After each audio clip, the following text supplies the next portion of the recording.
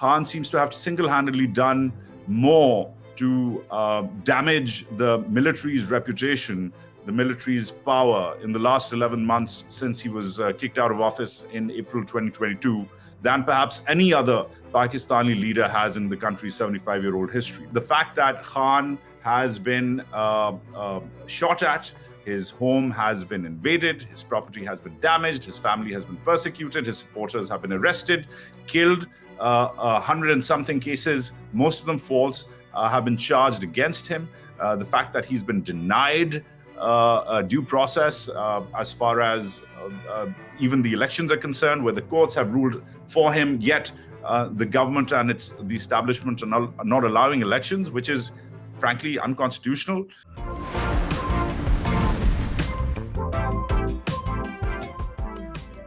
You're watching Hindustan Times. I'm Aditi Prasad, and we all know that Pakistan is struggling. But that's actually nothing new there. Pakistan has more or less been in a perpetual state of crisis with some breathers in between over the last several years. What is new, however, is the complete bedlam and anarchy that is playing out in the country right now. The vicious power tussle playing out in the public galleries between the very mercurial and highly popular Imran Khan and the dyed-in-the-wool Sharifs and the Pakistani army, on the other hand, is being watched by the world. Joining us today is Emmy-nominated Pakistani journalist Wajahad Saeed Khan. Wajahad, welcome to the show. You've just spent the last 3 months in Pakistan and you're now back in New York, and we're happy to talk to you. I'm going to dive straight in and really ask you about Imran Khan. He's really taken on the Pakistani army like no other Pakistani leader has till date. And he seems to be coming out victorious from this entire thing, going by the popularity that's on the rise and going by the number of people who are turning up at his rallies. What's your sense of what's happening?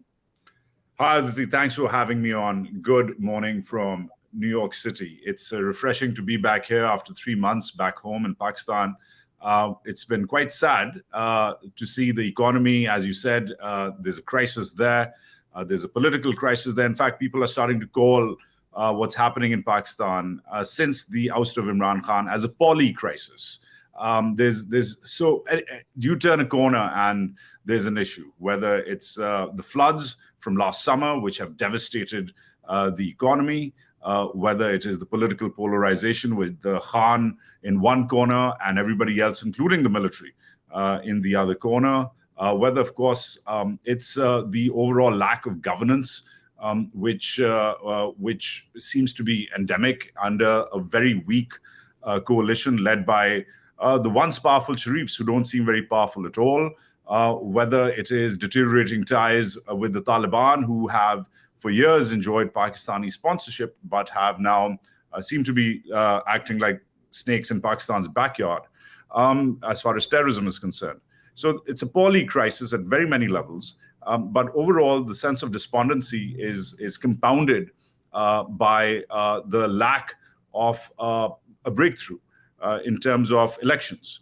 It's now become pretty much it's a low-hanging fruit for India, which is very democratic as far as its election cycles are concerned. Not so in Pakistan, where you have to elections aren't just given; they are demanded, they are gained, they are fought for. It's as an Indian, you must appreciate the struggle that Pakistanis have had in terms of gaining electoral access, electoral rights. And we've now come to a point in history which is familiar, where one party is demanding elections and everybody else seems to be not granting that party that right.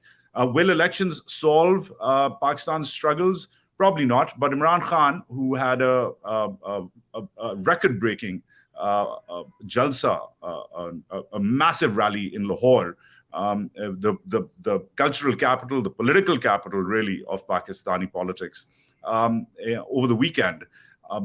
Record-breaking numbers on digital viewership on the ground, despite over 100 cases amassed against him, thousands of his followers, supporters, and party's workers arrested, a few of them detained, killed as well.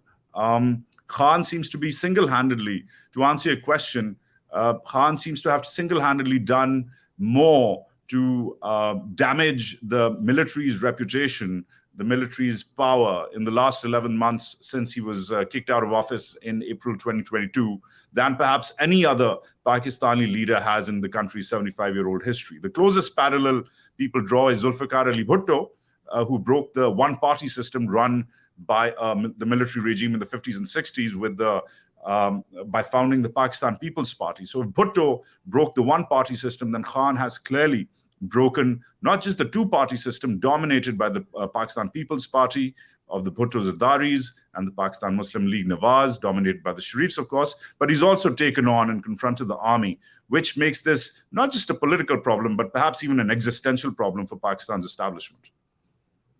Which brings me to a related question. Every time, there is anyone so much as sneezes in the direction of the Pakistan army, there are talks about a coup and, somebody rushes in and the governments are toppled and so on and so forth. But this time, nothing of that sort is happening. Why is the Pakistani army, do you think, not retaliating in its normal, natural way, which is to just announce and take over things? Good question. So that's really the 700,000 man question, because that's how big that army is. And the issue is that this isn't as the Americans say, you're not in Kansas anymore, right? So this isn't the 50s, when the first coup came about. This isn't the 80s when the second one came about. This isn't even the 90s when the third one came about. The Pakistani political economy has changed. Pakistani media has evolved. Pakistani people have really moved on. And traditionally, the military, every time it stepped in, has been sort of spurred on, inspired by the street, which has, through the 50s into the 90s, celebrated the army rolling in with its tanks and taking over. At least momentarily, there's this feeling of euphoria every time the military's taken over. Traditionally, the military's been very popular through the years in Pakistan. Not so much anymore. And I think that's the one basic differential, where the military has, after 70 years of direct or indirect interventionism, has managed to lose the hearts and minds of the Pakistani people. The Pakistani street is gone. Then, of course, the power dynamics internally have shifted. It's now a robust multi-party system with strong civil democracy and civil society. But more than anything, there's also the affordability aspect of all of this. You take over, sure, you send in a brigade. It's very easy to take over Islamabad. It's the size of a city like Pune. It's very small. You take over Islamabad, takes maybe 45 minutes to take over a city like Islamabad. Not much. It's not like Bombay or Delhi or Karachi even. And guess what happens? Before you know it, international sanctions are triggered. And Pakistan currently, because it's already standing at the cusp, at the cliff of default, which could, which would make it the second country in South Asia to default. And by the way, Pakistan is not Sri Lanka. Sri Lanka has defaulted. We are seeing the consequences. Pakistan defaults. It's a completely different sort of.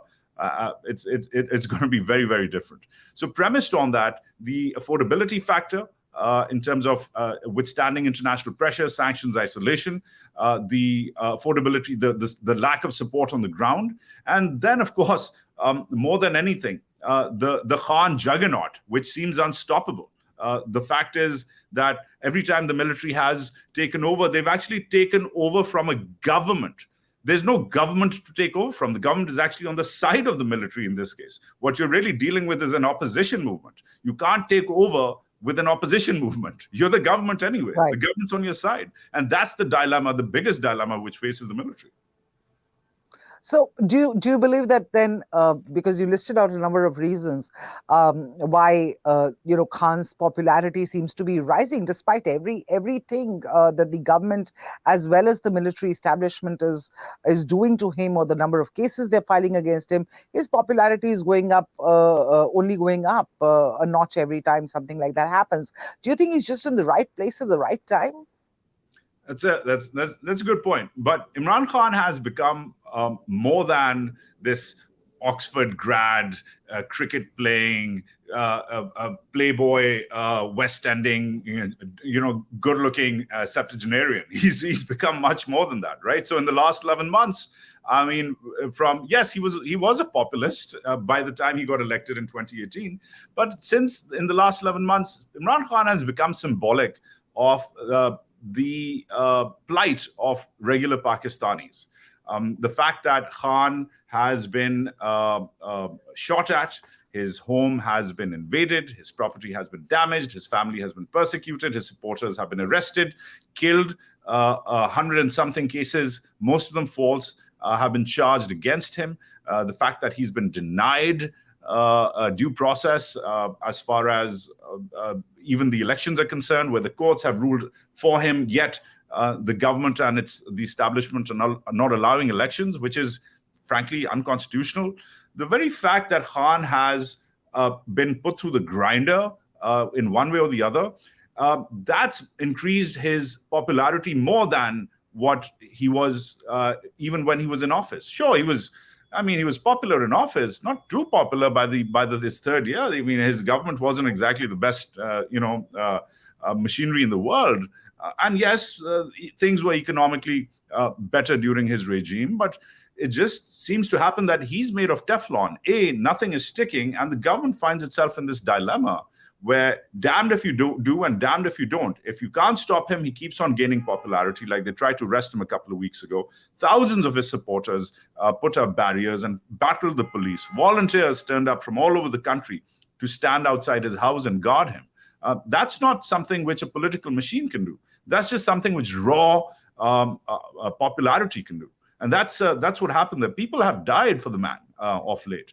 And the fact is that he's become a symbol of the state's brutality, and what the state has tried to do to him has only increased his popularity. So damned if you do and damned if you don't. If you let him slide, he gets more popular, he wins. If you persecute him, target him, try to shoot him down, arrest him, he gets even more popular. So they really don't know what to do. But Imran Khan has been more dangerous for the state outside of power than inside of power.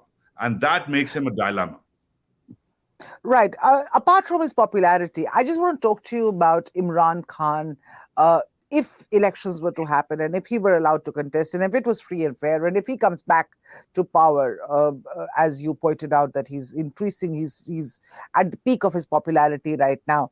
How many of Pakistan's or this utopia that he's promising Pakistanis, how much of that will he be able to fulfill? Because the problems will still remain, isn't it?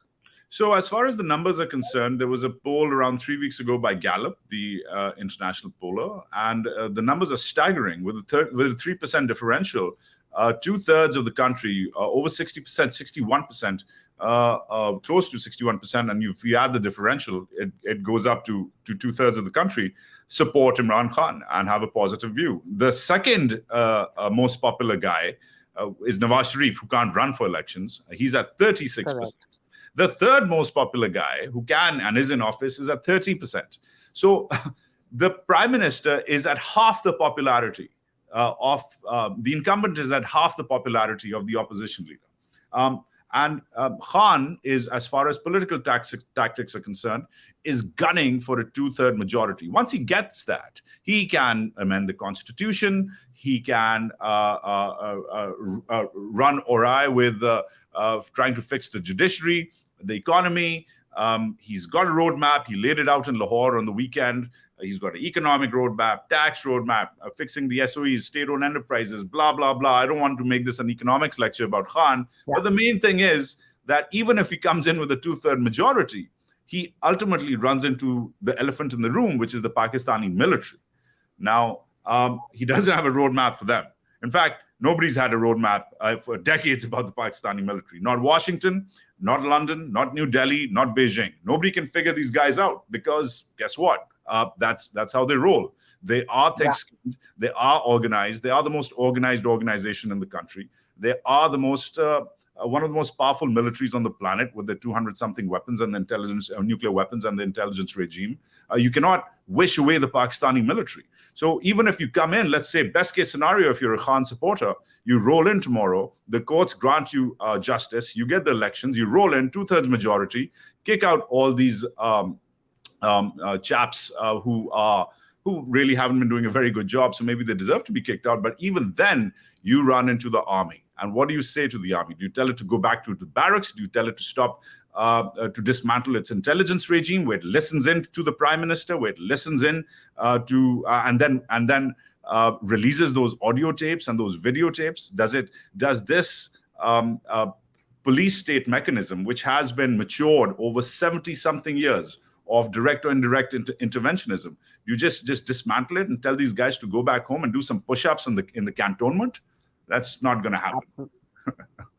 So you're saying that he might have an economic roadmap, but he is still going to run into the possible hurdles in his trying to fix Pakistan, as you speak, with the Pakistani army. And there's no solution in sight, at least for that, as of now. But let me just shift focus. You spoke about a number. No, the solution is that he can't, even a mighty state like India or the United States or Russia, the Russians or whoever who've confronted directly or indirectly the army have not been able to deal with these guys, because they have their own agenda, and that's how they grind. That's how they move.